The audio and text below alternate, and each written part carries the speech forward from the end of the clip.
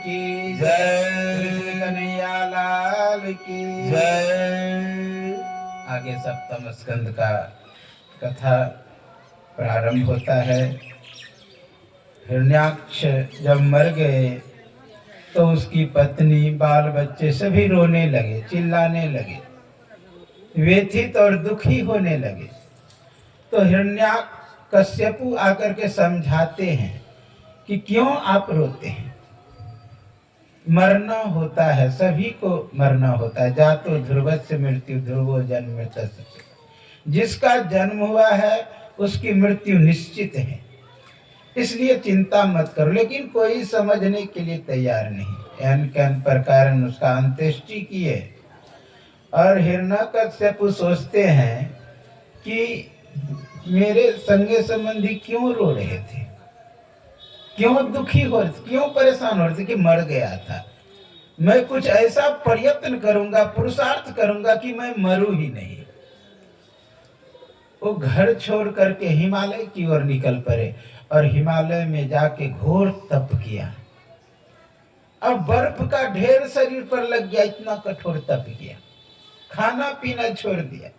ओम ब्रह्मदेवाय नमः, ओम ब्रह्मदेवाय नमः जप कर रहे।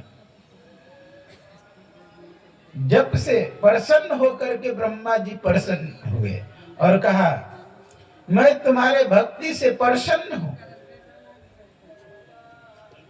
तुम मांगो क्या मांगते हो, तुम्हारी इच्छा मैं पूर्ति कर दूंगा। तुम्हारी क्या मुराद है बता, मैं आबाद कर दूंगा। तो कहते हैं देना ही चाहते हैं प्रभु। उधर तपस्या कर रहे हैं और मांग कर रहे हैं। कहा मुझे अमर होने का वरदान दीजिए। कहा कि नहीं, जो भी इस धरती पर जन्म लिया है उसे मरना पड़ेगा। मांग कर रहे थे, ये बात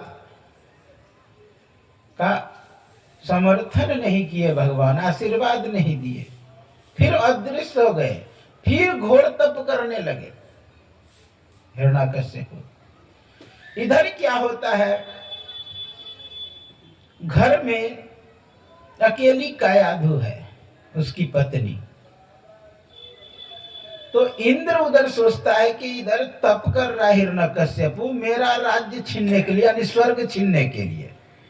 उसके मन में हुआ कि इसका तपस्या भी भंग कर दूंगा और इसकी पत्नी के गर्भ में जो बालक पल रहा है उसे भी मार दूंगा, ताकि न रहे बांस न बाजे बांसुरी। उसने क्या किया, एक शक्ति का प्रहार किया कयाधु पर, लेकिन कोई शक्ति आकर के बचा लिया, गर्भ का रक्षा कर लिया। तो इंद्र ने सोचा कि कयाधु का ही हरण कर लेते हैं और उसे अपने पास रखेंगे। पुत्र जन्म लेगा, उसे मार देंगे, कयाधु को छोड़ देंगे। तो राजमहल पर हमला करके और कयाधु का हरण कर लिए। हरण करके लेके जा रहे थे, रास्ते में मिल गया नारद बाबा। अब नारद ने कहा कि तुम क्या कर रहे हो? अरे जो दानव करे वही देवता करने लगे, तो देवता दानव में फर्क क्या रह गया, अंतर क्या रहा, तुम क्या कर रहे हो यार? कहा महाराज इसमें मेरे दुश्मन का पुत्र पल रहा है, दुश्मन का पुत्र दुश्मन होगा, इसलिए मैं सोचा कि इसे ले जाऊंगा, अपने पास रखूंगा, इसका पुत्र होगा, उसे मार दूंगा, इसे छोड़ दूंगा। कहा तुमने पहले भी प्रयास किया था मारने का, क्या हुआ? कहा कोई शक्ति आकर के बचा लिया। कहा जिसे गर्भ में रक्षा कर सकता है उसे तुम बाहर आने के बाद मार दोगे? हो ना हो, कोई भक्ति ही जन्म ले ले। समझा बुझा करके देवता से कयाधु को छुड़ा लिया और कयाधु को ले गया अपने कुटी पर, वहीं पर रखने लगा। समय बीतते गया और कुटी पर का ऐसा तरंग था, उस आश्रम का ऐसा तरंग था कि वृक्ष भी जप करता था, वृक्ष से भी जप निकलता था। जो आश्रम में जानवर थे, पशु पक्षी थे, सभी जप करते थे भगवान के नाम का। अब वह तरंग कयाधु पर काम कर गया। कयाधु के गर्भ में जो बालक था वह भी भक्त बन गए। वैसे तो भक्त पहले से ही कयाधु भी थी। कयाधु नागलोक की कन्या थी। जब नागलोक पर आक्रमण किए थे हिरण्यकश्यपु तो डर से अपनी पुत्री दे दिए थे। तो वहां विष्णु भक्त नागलोक के हैं, इसलिए कयाधु क्या की थी, विष्णु भगवान का मूर्ति चुरा करके अपने पास रखती थी, बक्सा में बंद करके। और जब इधर हिरण्यकश्यपु चले गए तो छुप छुप करके पूजा करती थी भगवान विष्णु का। वह संस्कार हूबहू बच्चे पर पड़ गया।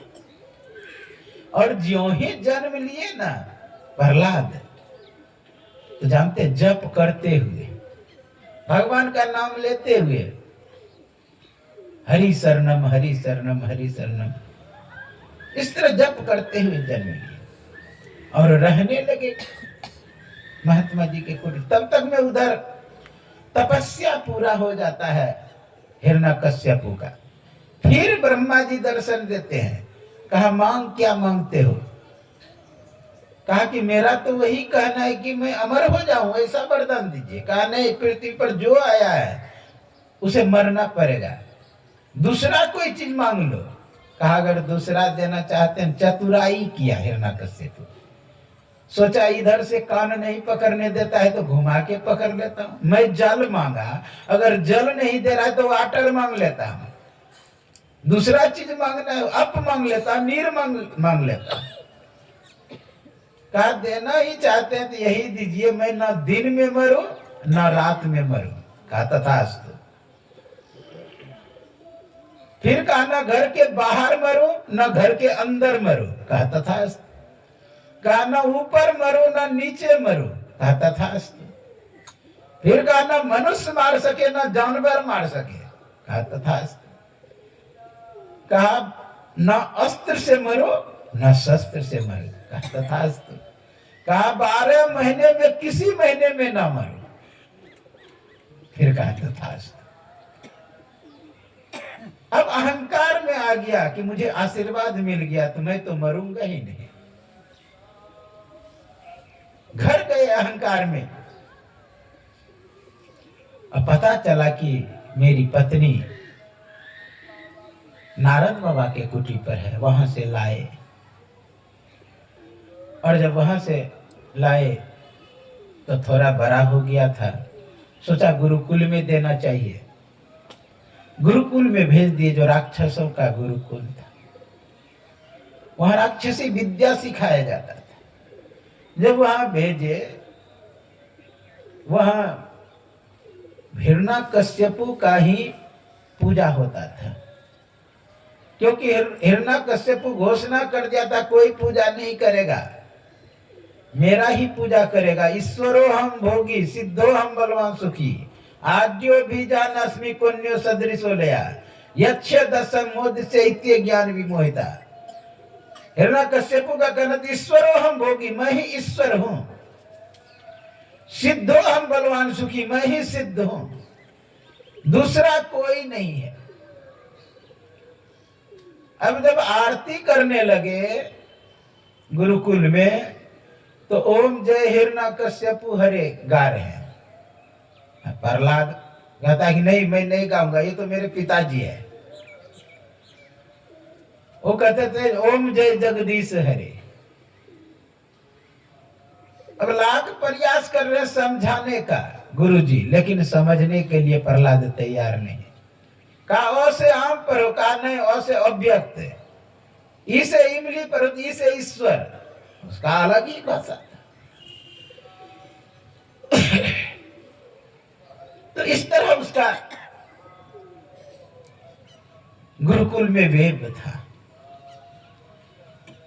एक दिन छुट्टी में घर आए, पिताजी के पास गए, प्रणाम पाती किए। कहा ठीक ढंग से पढ़ रहे हो ना? कहा गुरु जी को बुला के अच्छे से इसे पढ़ाते हो? कहाँ पढ़ाने का प्रयास करता हूं, लेकिन पहले का कुछ संस्कार इसका है। एक दिन की बात है, गुरु जी कहीं गए छुट्टी पर, इधर क्या किए, सब एक जो बालक था वो कहते हैं कि चलो भगवान को प्रणाम करते हैं, अर्थात हिरण्यकश्यपु को प्रणाम। कहा कि नहीं, वो भगवान नहीं, वो मेरे पिताजी है। कहा तेरे भगवान में अगर शक्ति है तो कहे तो ये फूल टूटा हुआ है, ये लग जाए। नहीं लगा।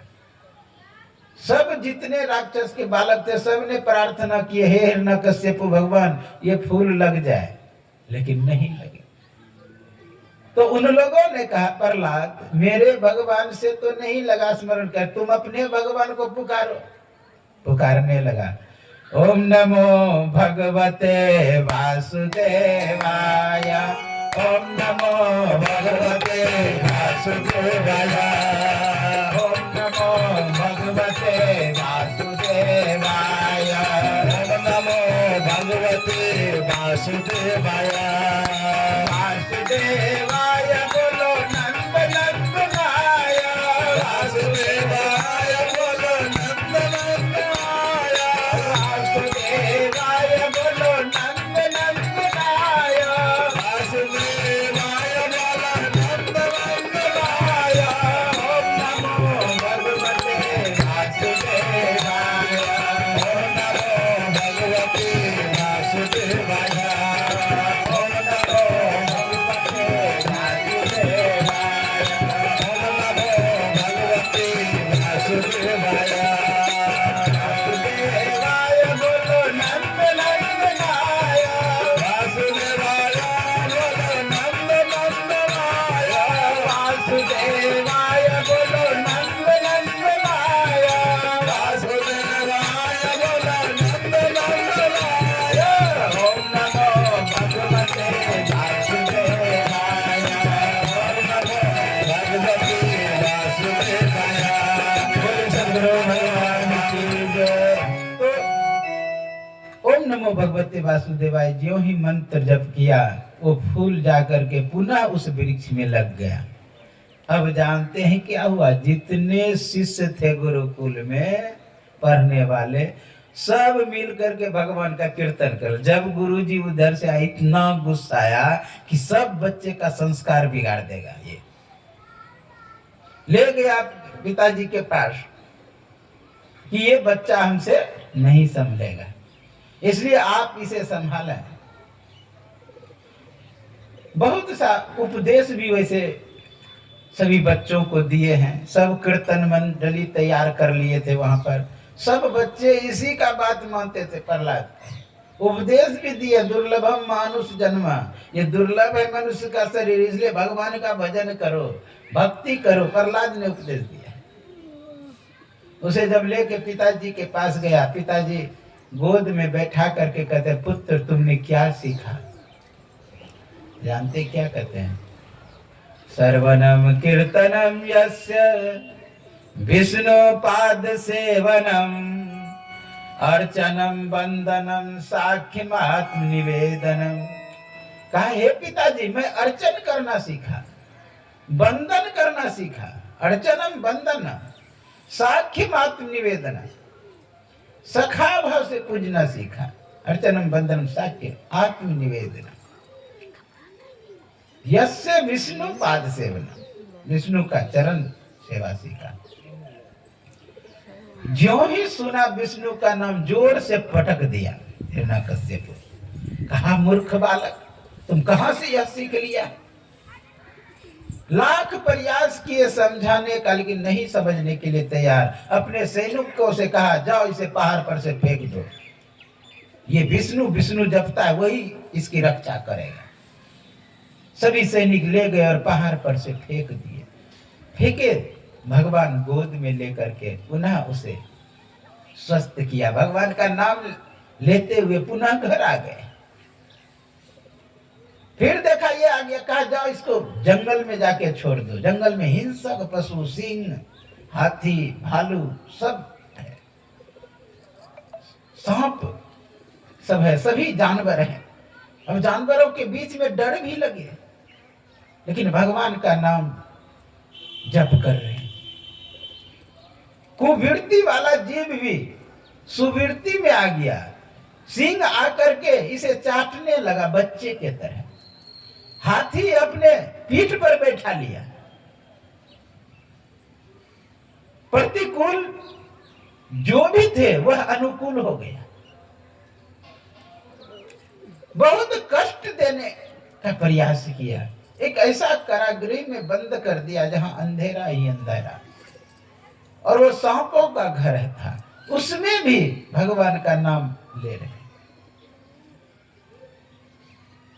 उसमें भी भगवान का जप कर रहे हैं, लेकिन कोई सांप कुछ नहीं कर रहे हैं। तो हिरण्यकश्यप परेशान हो गए इसे मारने में, लेकिन नहीं मार पा रहे। अंतिम में उसकी बहन थी होलिका।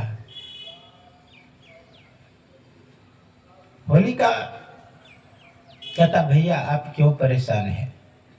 मुझे जो ब्रह्मा जी चादर दिए वह ओढ़ करके बैठ लूंगी अग्नि में, और प्रहलाद जल के राख हो जाएगा, मैं सुरक्षित निकल आऊंगी। कहा ठीक है तुम संभालो, जैसे करना। इसको ले करके अग्नि का ढेर था उस पर बैठ गया। संयोग से कहते हैं तूफान आया और वह चादर प्रहलाद को लिपट गया। होलिका जल के राख हो गई। फिर देखता है कि यह जीवित रह गया। बाल न बाका कर सके जौ जग वैरी होए। परमात्मा अगर अनुकूल है, पूरे सृष्टि तुम्हारे पीछे लग जाए, कुछ बिगाड़ नहीं सकता है। इसलिए हमें भगवान का नाम स्मरण करना चाहिए। फिर अपने पुत्रों को बुलाया, अरे तुम इतना अहंकारी हो, इतना भगवान पर विश्वास करते हो, कहां है तुम्हारा भगवान? कहा पिताजी आप में भी मेरा ही भगवान है। एक हर खर सभी में भगवान है। जाके बल बिरंची हरि ईसा, पालत सिरजत हरत दसीसा। आप में भी जो बल है, शक्ति है, सामर्थ्य है, वो परमात्मा का ही, भगवान का ही है। उनके इजाजत बिना एक पत्ता भी नहीं हिल सकता है। एक पत्ता भी नहीं हिल सकता है। इसलिए आप में भी भगवान ही है। हिरण्यकश्यप कहते हैं क्या इस खंभे में है भगवान? कहा हाँ इस खंभे में भी है। कहा ना रहेगा ये खंभा, ना रहेगा तुम्हारा भगवान। गया और गदा से उस खंभे को तोड़ दिया। ज्यों ही टूटा उसी से नरसिंह रूप में प्रकट हुआ। बोलिए नरसिंह भगवान की जय। विकराल चेहरा है, सिंह के तरह चेहरा, दांत बड़ी बड़ी। जब निकले उससे दोनों में भयंकर युद्ध होने लगा। देवता लोग ऊपर से देख रहे हैं कि भगवान युद्ध कर रहे हैं। खेल खेल में बहुत देर तक युद्ध किए। देवता सब कहते हैं प्रभु इतना विलंब क्यों हो रहा है? उसी समय खींच करके हिरण्यकश्यप को गोद में लेता है और हिरण्यकश्यप कहते हैं कि आपके बस की बात नहीं है कि आप हमें मार दें। हंसने लगा। कहा क्यों, अमरता का वरदान है क्या? कहा नहीं, अमरता के तरह ही है। कहा क्या कहा था ब्रह्मा जी ने? कहा न घर के बाहर मरो न घर के अंदर मरो। कहा तुम न घर के बाहर हो न घर के अंदर हो, हाँ दरवाजे पर हो। फिर कहा ना ऊपर मरू ना नीचे मरू। कहा तो तुम ना ऊपर हो ना नीचे हो, मेरे जंघा पर हो, देख लो पैर भी सटता है नीचे नहीं। कहा ना दिन में मरू ना रात में मरू। कहा अभी ना दिन है ना रात है, अभी संध्या का समय है। कहा ना अस्त्र से मरू ना शस्त्र से मरू। कहा जब हाथ से ही काम चल जाए तो क्या जरूरी है परमाणु बम बनाने का। फिर कहा ना मनुष्य मार सके ना जानवर मार सके। कहा प्रत्यक्षम किम परमाणु, प्रत्यक्ष तुम देख रहे हो मनुष्य हो कि जानवर हो, आधा मनुष्य आधा जानवर, नर सिंह। फिर कहता 12 महीने में किसी महीने में ना मरो। का स्पेशल तुम्हारे लिए बनाना पड़ा मलेमास, बड़ा बड़ा नाखून था, पेट में घुसाया और फाड़ दिया, उसका राम नाम सत्य हो गया। हिरण्याक्ष का वध हो गया। प्रहलाद जब था तो विनती करने लगे भगवान को कि क्रोध शांत हो। क्रोध शांति नहीं हो रहे थे भगवान का। बहुत प्रयास किए, लक्ष्मी आई फिर भी शांत नहीं हुई। प्रहलाद जाके गोद में बैठ गए। ज्यों ही गोद में बैठे सर को चाटने लगे भगवान, क्योंकि भगवान जो होते भक्त के पराधीन होते हैं। अहम भक्त पराधीन हो, नहीं तो भक्तों के पराधीन हो भगवान का परम। इसलिए हम लोगों को चाहिए कि भगवान के भक्त बने तो परम कल्याण होगा। बहुत सुंदर भाव है यहाँ पर प्रहलाद का। कहते प्रभु, कहा कि प्रहलाद तुम्हें क्या चाहिए? प्रभु देना ही चाहते हैं ना, आप अपनी भक्ति दे दीजिए।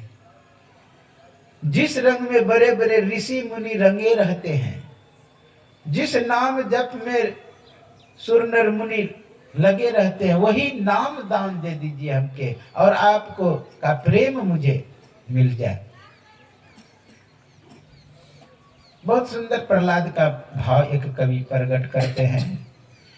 हमार चोला रंग दे ओ मुरली वाले, हमार चोला रंग दे ओ मुरली वाले, हमार चोला रंग दे ओ मुरली वाले, हमार चोला रंग दे ओ मुरली वाले, ओ मुरली वाले ओ बंसी वाले, ओ मुरली वाले ओ बंसी वाले, ओ मुरली वाले ओ बंसी वाले, ओ मुरली वाले ओ बंसी वाले, हमार चोला रंग दे ओ मुरली वाले, हमार चोला रंग दे ओ मुरली वाले, हमार चोला रंग दे ओ बंसी वाले।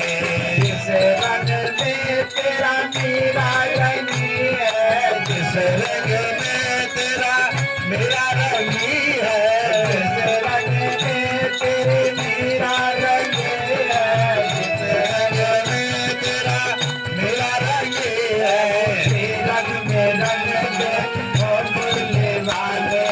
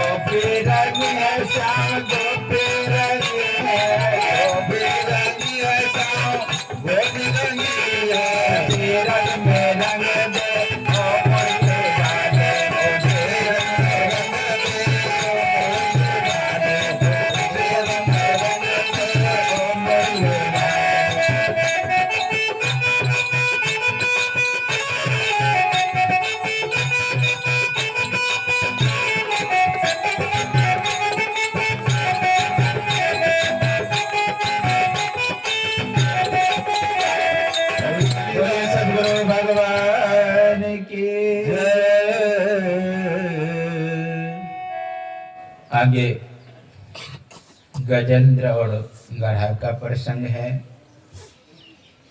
एक गजेंद्र त्रिकुट पर्वत के तलहटी में निवास करते थे। बहुत बड़ा जंगल था, उसी में एक तालाब था। उसमें पूरा फैमिली के साथ गए स्नान करने के लिए। जब स्नान करने के लिए गए पूरे फैमिली के साथ, नहा रहे थे सब, वो उस पे कपड़ा पानी उछल रहे हैं, वो उस पर पानी उछल रहे हैं। इस तरह सूर से एक दूसरे को पर पानी दे रहे हैं, सभी खेल कर रहे हैं। इसी बीच में ग्रह आता है और गजेंद्र का पांव पकड़ लेता है। सब जितने फैमिली के मेंबर थे सब भाग गए, पत्नियां थी, बाल बच्चे थे, सभी निकल करके भाग गए। आप लोग सुने होंगे, सुख के सब साथी दुख में न कोई। दुख पड़ा गजेंद्र पर, कोई आने वाला नहीं। आप लोग सुने, मेरा कोई न सहारा बिन तेरे, कोई सहारा नहीं। देख रहे बाहर से कि मेरे पिताजी संकट में है, लेकिन अब कोई बच्चे नहीं जा रहे। पत्नियां देख रही है लेकिन कोई नहीं जा रहे। भयंकर युद्ध हुआ गजेंद्र और ग्रह में। कभी गजेंद्र खींच करके ऊपर की ओर ले आता है, कभी ग्रह पकड़ करके अंदर की ओर खींच लेता है। कई हजार वर्ष तक कहते युद्ध चला। अंतिम में गजेंद्र हारने लगा। जब हारने लगा गजेंद्र, पूरा शरीर धीरे धीरे डूबने लगा, तब सूर बचा। उसी समय एक फूल उखाड़ करके भगवान के चरणों में फेंकता है। कहते हैं दुख हरो हरि, दुख के हरण करने वाले को हरि कहते हैं। उसी समय भगवान के लिए हरि शब्द प्रयोग हुआ। वैसे वेद में है हरि शब्द, लेकिन वहां पे घोड़े के लिए प्रयोग हुआ है हरि शब्द। दुख के हरण करने वाले को हरि कहते हैं। ज्यों ही पुष्प फेंके भगवान के चरणों में, पुकार में देर था, भगवान को आने में देर नहीं था। इतना तेजी से भगवान बचाने के लिए भागे। किसी ने पूछा कहां जा रहे, तो गौ बोला था बैकुंठ में, जौ बोला था गज के पास आकर के, ह बोला था बैकुंठ में, थी बोले हाथी के पास आकर के। जब भाग रहे थे भगवान, उसी समय लक्ष्मी माँ जोर से उठती है और वस्त्र भगवान को पकड़ाने का प्रयास करते हैं। महाराज कम से कम आप पीताम्बरी तो ले लीजिए। हर बार में हो गया गड़बड़ क्या? पीताम्बरी ना उठा के बगल में जो साड़ी रखा हुआ था वही भगवान को पकड़ा दिए। साड़ी पकड़ के खींच रहे थे, पीछे से आ रहे थे गरुड़। महाराज कम से कम सवारी तो कर लीजिए। उतना समय कहाँ था, चंगुल फंस गया उस साड़ी में जो खींच रहे थे। सीधा गरुड़ आकर के कंधे पर बैठ गया। कहा सब दिन तू मुझे ढोता है, आज मैं तुझे ढो रहा हूं। इसलिए आप देखेंगे जिस समय ग्रह और गजेंद्र का मूर्ति कहीं बना होगा, वहां पीताम्बर नहीं है, नीलांबर है। तो भाग करके हम बचाने के लिए जब आए, एक हाथ से चक्र छोड़े, एक हाथ से पैर पकड़ते हैं गजेंद्र का, एक हाथ से आशीर्वाद देते हैं। कहा प्रभु पैर क्यों पकड़ रहे हैं? कहा इसलिए कि विलंब हुआ, यानी देर हुई, इसलिए गजेंद्र से माफी मांग रहा। एक हाथ से चक्र छोड़े तो किसका उद्धार किए? उद्धार किए ग्रह का। गौर से सुने, बोलिए सद्गुरु भगवान की जय। तो ग्रह का उद्धार किया। किसी ने कहा महाराज गजेंद्र ने नाम पुकारा, गजेंद्र ने आपका नाम लिया, तो पहले गजेंद्र का उद्धार होना चाहिए, आपने ग्रह का पहले उद्धार किया। कहा मेरा जो नाम जप करता है, मेरा जो भक्त है, उसका तो मैं उद्धार करता हूं, लेकिन मेरे भक्त का जो चरण पकड़ता है उसका मैं पहले उद्धार करता हूं। भक्त का चरण पकड़ा कौन? ग्रह, इसलिए पहले उद्धार उसका किया। किसी ने कहा महाराज इतना जल्दी आने की क्या जरूरत थी, अगर मर जाते गजेंद्र तो उसे जीवित कर सकते थे आप, पानी में डूब जाता तो उसे आप ऊपर कर सकते थे, पैर कट जाता तो उसका सर्जरी कर सकते थे, इतना जल्दी आने की क्या जरूरत था। भगवान कहते हैं ये तो निश्चित है कि मर जाता तो उसे जीवित कर सकते थे, डूब जाता तो उसे ऊपर कर सकते थे, पैर कट जाता तो उसका सर्जरी कर सकते थे, लेकिन मेरा नाम लिया, मेरा नाम ना डूब जाए इसलिए आना पड़ा। हम भक्त पर आते हैं, इसलिए हम लोगों को चाहिए कि नाम जप करें, नाम जप, क्योंकि नाम के अधीन होते हैं रूप। देखिए नाम रूप अधीना, रूप ज्ञान नहीं नाम विहीना। नाम जो है नामी के अधीन, नामी होता है नाम के अधीन। आप देखिए किसी व्यक्ति को आप पुकारिए, दूर में है, वो दौड़ करके चले आएंगे, नाम के अधीन हुए।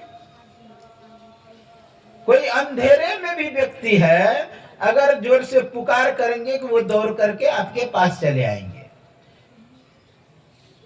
नाम से नामी उसी तरह प्रकट होता है जैसे मोल रतन से। सुमरिए नाम रूप बिना देखे। अगर नाम आप जप करेंगे, रूप नहीं भी देखे हैं ना, वो रूप प्रकट हो जाएगा। इसलिए यहां पर गजेंद्र नाम पुकारा। नाम की महिमा अनंत है। दादू सिरजनहार के केते नाव अनंत, चित आवे सो लीजिए दादू सुमरे संत। इसलिए अनेकों नाम है भगवान का। सहस्र नाम, विष्णु सहस्र नाम सुने होंगे ना, सहस्रों नाम है उसका। लेकिन चित्त में जो आ जाए और गुरु जो बता दे, उसका आप मनोयोग पूर्वक जप करने लगे। आप लोग सुने होंगे वाल्मीकि नारद घटियोनी, निज निज मुखनि कहे निज। नाम जपत पुष्टि भला, नाम जप करेंगे तो आपका कल्याण होगा, क्योंकि भगवान नाम के वशीभूत होते हैं। क्या कोई पता था ध्रुव को कि भगवान प्रकट होंगे, मुझे दर्शन देने आएंगे? क्या रूप भी जानते थे? नहीं। जंगल में बैठ करके उसके नाम का जप किया और वो प्रकट हो गए।